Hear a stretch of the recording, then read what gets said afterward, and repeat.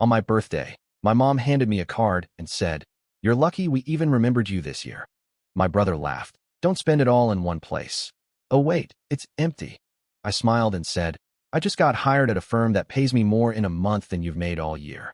Then I tore up the $25,000 check I was going to give them and walked out. I stood outside my mom's house, my hands shoved deep in my pockets, the winter air cutting through my jacket.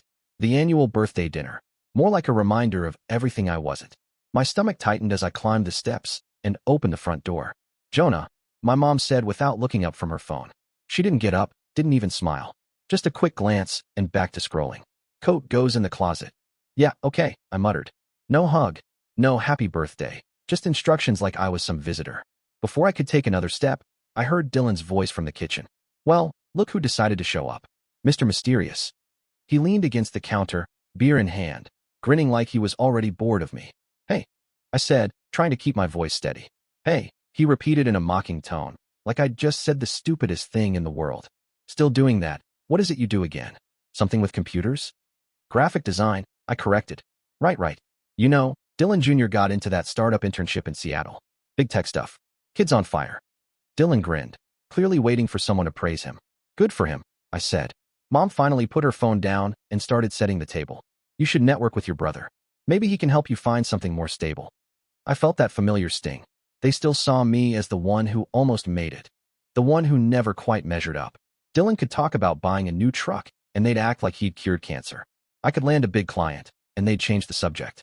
Dinner was quiet, except for Dylan bragging about his side hustle flipping cars. Mom nodded along like he was a Wall Street genius. "So, Jonah," Dylan said between bites, "you still living in that tiny apartment? Or have you upgraded to, what, a slightly bigger box?" I forced a laugh, trying not to show how much it cut. "I like where I'm at." He smirked. "Sure you do." I looked at Mom, hoping for backup, but she just reached for the salt and said, "Don't start, Dylan." That was as much defense as I'd get. The rest of dinner passed with me nodding and smiling, saying as little as possible. Every time I tried to add something to the conversation, Dylan found a way to twist it into a joke. By dessert, I just focused on my plate, retreating into myself like I always did. This wasn't a birthday dinner. It was a reminder that, to them, I was still the quiet, forgettable son who didn't quite belong. Mom returned from the kitchen holding a small, thin envelope. "Here," she said, sliding it across the table like it was an afterthought. "Happy birthday, Jonah." I stared at it for a second, waiting for someone to say something else. No cake, no candles, not even a make-a-wish. Just an envelope. Dylan smirked and leaned back in his chair. "Careful," he said, his tone dripping with sarcasm. "Might be empty." Mom's real generous like that. Mom shot him a look, but it wasn't much of a defense. "Don't be rude," she said, though her voice lacked any real conviction. I picked up the envelope and slid my finger under the flap. For a moment, I thought maybe there'd be a note, some kind of thoughtful message. But when I pulled out the card, it was blank. Completely blank. No signature, no message, not even a "love, Mom." My chest tightened. I forced a laugh that came out more like a cough. "Guess I'm supposed to write my own birthday message, huh?" Dylan laughed so hard, he nearly choked on his beer. "That's perfect. Hey, maybe you can design yourself a nice birthday card. You're the creative one, right?" Mom didn't even flinch. She just started gathering plates like she hadn't heard him. I sat there with that empty card in my hands, feeling like a kid again, like every birthday I'd had growing up, where Dylan got all the attention and I got the leftover scraps. Something inside me started to boil. "You know," I said quietly, setting the card down, "it's kind of funny." Dylan looked up, still smirking. "What's funny?" "How little this family cares about me," I said, my voice calm, but shaking at the edges. Mom froze mid-step, a plate in her hand. "Jonah, don't start." "No, I'm serious," I continued, my eyes locked on Dylan. "I've been busting my ass the last few years. I run my own projects, I've got a great client list, and I'm making more money than I ever thought I would. And yet," I gestured to the empty card, "this is the best you could do." Dylan snorted. "Oh, come on. You think anyone cares about your little side jobs?" "They're not side jobs," I snapped. "I make more in a month than you do in 3, Dylan." The smirk vanished from his face. I reached into my jacket pocket and pulled out an envelope, thicker and heavier than the one Mom had given me. "You know what's in here?" I asked, holding it up. "A check. $25,000. I was going to give it to Mom, to help with the house, maybe pay off some bills. But then I realized. I tore the envelope in half, then in half again, the pieces fluttering onto the table like confetti. "You don't deserve it. None of you do." The room went dead silent. Mom's hand trembled slightly as she set the plate down. Dylan's jaw tightened, but he didn't say a word. I leaned back in my chair, my heartbeat thundering in my ears. Happy birthday to me, right? The silence stretched across the table, thick and uncomfortable. Dylan stared at me like I'd just grown a second head. Mom's face was pale, her lips pressed into a thin line, as if she couldn't decide whether to be angry or embarrassed. You're out of line, Dylan finally said, his voice tight. No, I replied, my tone sharper than I intended. I'm just done pretending everything's fine. I've sat at this table for years, letting you mock me, letting Mom ignore me. Tonight just made it clear, nothing's changed. Mom sighed and rubbed her forehead. Jonah, it's your birthday. Do we have to make this a big scene? A scene? I laughed bitterly. You can't even write 2 words in a card, and you're worried about a scene? Dylan shifted in his seat. You're acting like we've done something horrible. Maybe if you weren't so sensitive all the time. Sensitive? I cut him off, the word ringing in my ears like an insult. You've spent my whole life making me the punchline of your jokes. Every time I've tried to share something I'm proud of, you've brushed it off like it means nothing. And Mom, you've just sat there, letting him do it. Mom's eyes flicked up, startled. Jonah, I didn't realize. You didn't want to realize, I said, my voice softer now, but firmer. You've always been too busy worrying about Dylan. I came here tonight hoping, stupidly, that maybe this year would be different. That maybe you'd look at me and actually see me. But instead, I got the same cold shoulder I've always gotten. Neither of them said a word. For the first time, Dylan didn't have a comeback. I pushed my chair back, the legs scraping against the floor. I don't need this. I don't need either of you to tell me I matter. I've built a good life for myself, and I'm not going to keep coming here just to be treated like I don't exist. I grabbed my coat from the closet. As I slipped it on, I heard Mom's voice, faint and uncertain. Jonah. I paused, my hand on the doorknob. She hesitated, as if the words were caught in her throat. Don't go, please. For a moment, I almost stayed. Almost. But I'd had enough. I opened the door and walked out, the cold air hitting me like a final push toward freedom. The night air was colder than I remembered. I stood in the driveway for a moment, staring at the yellow glow of my mom's kitchen window. Inside, I could see Dylan moving around, probably making some joke at my expense. Mom didn't follow me out. She never did. I walked to my car and sat there, hands gripping the steering wheel, breathing hard. My birthday, my one day, was just another reminder of how little I mattered to them. For years, I kept hoping that if I showed up, if I kept being patient, they'd eventually see me. But tonight had been different. Tonight, something broke. The drive back to my apartment was quiet, the streets mostly empty. When I got home, I dropped my keys on the counter and sat on the couch, staring at the wall. My thoughts kept circling back to one person who never treated me like I was invisible, my grandmother. She was the only one who had ever truly believed in me. When I was 12, she had given me a small red box. This is for later, she'd said, her voice low and mysterious. Not now, but when you're older, when you really need it, you'll know. I hadn't thought about that box in years. But tonight, something told me to find it. I walked to my bookshelf, where it had sat untouched among some old photos and dusty paperbacks. It was smaller than I remembered, its red paint chipped at the corners, the golden clasp still bright. I sat down with it in my lap, hesitating for a long moment before flicking the clasp open. Inside, folded neatly, was a letter with my name written on it in my grandmother's careful, looping handwriting. Beneath it was another envelope, sealed with an old-fashioned wax stamp. My hands shook as I unfolded the letter. My dear Jonah, if you're reading this, it means you've reached a point in your life where you need to be reminded of your worth. I want you to know that I have always seen you for who you are, kind, strong, and more capable than anyone ever gave you credit for. Our family has its flaws, but I always knew you would rise above them. You are not like the rest of us, Jonah, and that's a good thing. You are meant for more.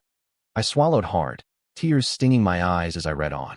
In the envelope below, you'll find something I've set aside for you. I didn't want you to grow up feeling like you had to earn the love or respect of people who didn't know how to give it. I hope, when you open this, you'll understand that I've always believed in you.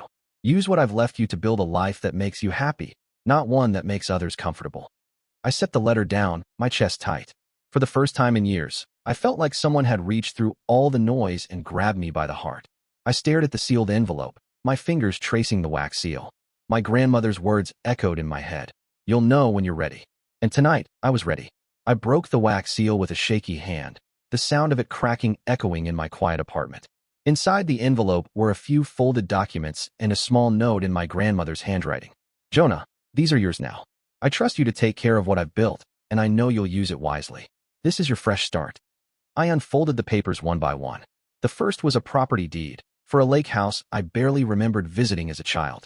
I stared at the address printed at the top, trying to piece together faint memories of warm summer days, the smell of pine, and my grandmother's laughter echoing off the water. The next document was a trust fund statement. My eyes widened as I skimmed through it. There were more zeros in that account than I'd ever seen in my own bank account. Stocks, bonds, savings, it was all there. All of it set aside for me. I sat there, stunned. All those years, I thought I was the invisible one in the family, the one no one cared about. But my grandmother, she saw me. She had planned for me, quietly, without anyone else knowing. The last document was a letter from her lawyer confirming the inheritance. It outlined the assets, the lake house, the trust fund, and several other valuables. Antique furniture, her jewelry collection, and even a small collection of paintings she'd loved. Everything was mine. I leaned back on the couch, the papers spread out on the coffee table like pieces of a puzzle that suddenly made sense. For so long, I tried to earn my family's approval, thinking their acknowledgement was the only way I could feel worthy. But here was the proof that I didn't need them to validate me. My grandmother had seen my worth all along, and she'd left me the means to build the life I wanted, free from their shadow. I wiped my face with my sleeve, realizing I was crying. Not just from gratitude, but from the years of pain I had carried, thinking I wasn't enough. That night, I didn't sleep much. I kept getting up to look at the documents, to read her letter again, to make sure I wasn't imagining it. The idea of having something real, felt so foreign to me. Around 3 in the morning, I made coffee and sat by the window, looking out at the empty street. I thought about what I wanted to do with all of this. Not the money, not just the house, but the chance to finally live life on my own terms. For the first time in years, I felt like I had a future that was mine. It didn't take long for word to get out. I wasn't sure how they found out. Maybe someone at the lawyer's office slipped, or maybe Dylan overheard something during one of his drop-ins at Mom's house. But by the end of the week, I was getting calls I didn't want to answer. First, it was Mom. Her voice, usually so sharp and commanding, sounded strained on the voicemail. "Jonah, honey, we need to talk. I heard about Grandma's house and everything. It's a family property, you know? We should discuss what's best for all of us." Then Dylan texted me. "Hey, bro, congrats on the inheritance. So, about the lake house. We should go up there this weekend. You know, as a family." I didn't reply. 2 days later, there was a knock on my door. A hard, impatient knock. When I opened it, Dylan was standing there with that same smug look he always had, but this time there was something desperate behind his eyes. Mom was right behind him, arms crossed like she was preparing for a fight. "Jonah," Mom said, forcing a smile that looked more like a grimace. "We need to talk about the lake house. You can't possibly think you're going to keep all of that for yourself." I leaned against the doorframe. "Why not? Grandma left it to me. Not to you. Not to Dylan. To me." Dylan snorted. "Oh, come on, man. It's not like you even know how to handle something like that. A lake house. You don't even own a lawnmower." I laughed under my breath. "And you do?" His face flushed. "That's not the point. It's family property. We all grew up there." "No, Dylan," I said sharply. "You grew up ignoring me while Grandma was the only one who ever gave a damn about me. She chose me. Deal with it." Mom's tone turned from fake sweet to sharp in an instant. "Don't be selfish, Jonah. You think you can just hoard everything while this family struggles?" I crossed my arms. "After all the birthdays you forgot, all the times you dismissed me? Yeah, I can." Dylan took a step forward like he was about to argue, but I held the door. "You're not getting a cent. Grandma's wishes are legally binding. End of discussion." Their faces twisted with anger, but I didn't care. I closed the door, letting their voices fade into the hallway. For the first time, I felt no guilt, only relief. The next morning, I called the lawyer listed on my grandmother's documents, a calm, soft-spoken man named Robert Wells. He confirmed everything I already knew. The inheritance was airtight, every signature in place, every legal loophole closed. "Your grandmother was very thorough," he said. "She wanted to make sure there would be no confusion about her wishes." "Good," I replied, "because I have a feeling my family's going to try something." He chuckled knowingly. "They already called." My grip tightened on the phone. "What did they say?" "They asked if they had any claim to the estate. I told them the same thing I'm telling you. The house, the trust, all of it, is yours. No one else has legal standing. If they try to contest it, they won't win." A strange mix of relief and anger washed over me. Even now, my mother and Dylan were trying to claw their way into something they never earned. A few days later, I got a package from the lawyer. Inside was a flash drive with a video message from my grandmother. My heart raced as I plugged it into my laptop. There she was, smiling, sitting on the porch of the lake house, her silver hair pulled back in a loose bun. "Hi, Jonah," she said softly, her voice carrying that warmth I hadn't heard in years. "If you're watching this, it means I'm gone, and it's time for you to know the truth. You were always my favorite, not because I didn't love the others, but because I saw how hard you tried to be seen in a family that rarely saw you. I'm leaving everything to you because I trust you to take care of it. To take care of yourself. Don't let anyone tell you that you don't deserve this. You do. I love you, sweetheart." By the end of the video, my eyes were wet.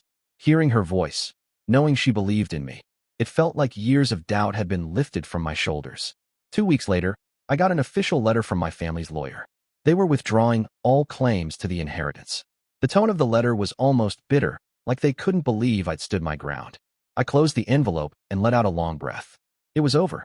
The fight, the guilt, the constant need for their approval, it was all behind me now. That night, I sat with a notebook, scribbling out plans.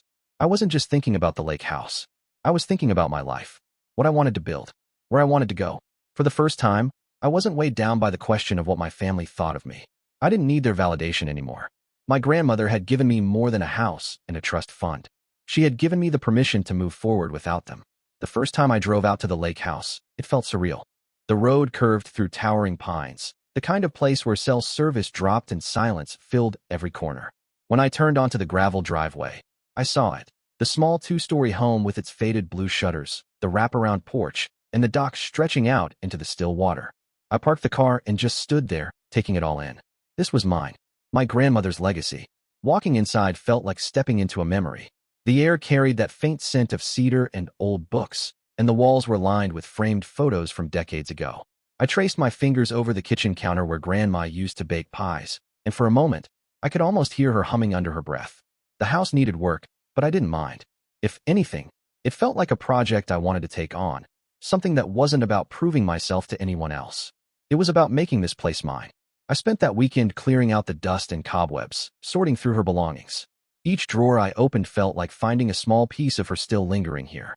By Sunday night, I stood on the dock with a cup of coffee, watching the sun dip into the water. I'd never felt so peaceful. For years, I'd poured energy into trying to earn my family's approval, as if their recognition would finally make me whole. But here, at this lake house, I realized I didn't need them to see me. I saw myself, and that was enough. With the trust fund and assets she left, I decided to do something I'd been too scared to even consider before. I launched my own design firm. I'd always dreamed of running a business where I had complete creative freedom, but I'd convinced myself it wasn't realistic. Now I had the chance to make it real. The first few weeks were intense. Late nights drafting proposals, endless calls with potential clients. But it didn't feel like work. It felt like purpose. Whenever the stress started creeping in, I'd drive back to the lake house. I'd sit on the porch with my laptop, looking out at the water, and I'd remember why I was doing this. Not for Dylan. Not for my mom. Not for anyone else. For me. The renovations on the house became my weekend therapy. I painted the shutters, replaced the old dock boards, and started filling the rooms with things that reflected my style. Warm colors, art I'd collected over the years, furniture that made the place feel alive again. One evening, I stood in the living room, paint still on my hands, and realized I was happy. Genuinely, deeply happy. This house wasn't just a gift. It was a symbol of independence, of cutting ties with the people who had spent years trying to diminish me. For the first time, I wasn't living in the shadow of my family's disapproval. I was building something that was entirely my own. It had been about a month since I last saw or spoke to my mother when my phone rang. The caller ID made my stomach tighten. Mom. I stared at the screen for a moment, debating whether to answer. Part of me wanted to let it go to voicemail, but something told me to pick up. Hello. There was silence for a beat. Then her voice, softer than I'd ever heard it. Jonah, it's your mom. Yeah, I know. My tone was flat. She hesitated, and I could almost picture her on the other end, clutching the phone like it weighed a ton. I'm sorry, Jonah. For the way I treated you. For all the times I didn't listen. I know I wasn't the mother you needed. I didn't say anything at first. I could hear the faint sound of her sniffing, like she might cry, but I wasn't ready to jump in with forgiveness, not this time. Do you really mean that? I finally asked. Or are you just upset because I got something you can't have? She let out a shaky breath. I mean it. I've been thinking a lot about what you said that night. About how I never saw you. And you're right. I didn't. I was so focused on keeping things together after your dad left that I didn't realize I was pushing you away. I swallowed hard, my throat dry. A part of me wanted to believe her, but another part knew this might just be about the inheritance, the lake house, the money. Mom, I said, my voice calm but firm. You ignored me for years. You let Dylan treat me like a joke, and you never stood up for me. Now, all of a sudden, you want to start over? Yes, she whispered. I don't want to lose my son. I don't want us to be like this. I leaned back in my chair, staring at the lake outside my window. You already lost me, Mom. Maybe not forever, but I need space. Real space. Not just a week or two of pretending everything's fine. There was a long silence. I understand, she said finally. But I hope someday you'll let me make this right. I hope so too, I said, though I wasn't sure if I believed it. We said goodbye, and when I hung up, I didn't feel angry or sad. I felt something closer to peace. I realized that I didn't need her apology to move forward. Whether or not she meant it didn't change the fact that I was building a life that didn't depend on her approval anymore. The following weeks felt different. For the first time in years, I woke up without that heavy feeling of being judged or compared. I spent my mornings at the lake house, sipping coffee on the dock, watching the mist roll over the water. It was quiet, peaceful, exactly what I'd been craving my whole life, but never knew how to find. The house was coming together slowly, piece by piece. I'd repainted the living room a warm, muted shade of cream and replaced the creaky old dining table with something solid, something that felt like home. On weekends, I found myself driving into town, picking up small touches, plants, bookshelves, framed artwork. For the first time, I was building something for myself. My design firm had started gaining traction. I'd taken on 2 new clients, both referrals from my earlier projects. Working for myself felt like freedom. I could choose who I wanted to work with, what projects inspired me. No more bending over backward to impress people who would never see my worth. It was during one of those weekends at the lake house that I met Leah. I'd gone into a small cafe in town, my laptop tucked under my arm, looking for a quiet spot to work. She was at the next table, sketching something in a notebook, her dark hair falling across her face. We ended up talking after I accidentally spilled my coffee near her sketchpad. Instead of being annoyed, she smiled and said, "Well, that's one way to start a conversation." Leah was different. She didn't pry or judge. She asked about my work, my plans for the lake house, and she actually listened. Over the next few weeks, we met up again, sometimes at the cafe, sometimes by the water, and I realized how easy it was to be around her. There was no performance, no need to prove myself. One evening, as we sat on the dock watching the sunset, she asked, "Do you ever miss them? Your family, I mean." I thought about it for a moment. "I miss the idea of what family should be," I said quietly, "but not how they made me feel. I've spent too much time trying to be seen by people who never cared to look." She nodded, her hand brushing against mine. Sometimes letting go is the only way to heal. Her words stuck with me. Dylan sent a couple of half-hearted texts in the following weeks. Short, awkward messages like, "Hey, how's the house?" or "Mom says hi." I didn't answer, not out of spite, but because I just didn't feel the need anymore. There was nothing left to say. One Sunday evening, I stood on the dock, the lake calm and still. Leah was inside, reading by the fireplace. I looked up at the sky, the stars beginning to appear, and thought about my grandmother. "Thank you," I whispered into the quiet air, "for believing in me, for giving me the chance to live my life the way I should have all along." In that moment, I realized I had finally let go of the weight I'd been carrying for years. The bitterness, the resentment, the need for approval, it didn't matter anymore. I was building something real, with my own hands, in my own time. As the last streaks of orange faded into the night, I felt it, final peace.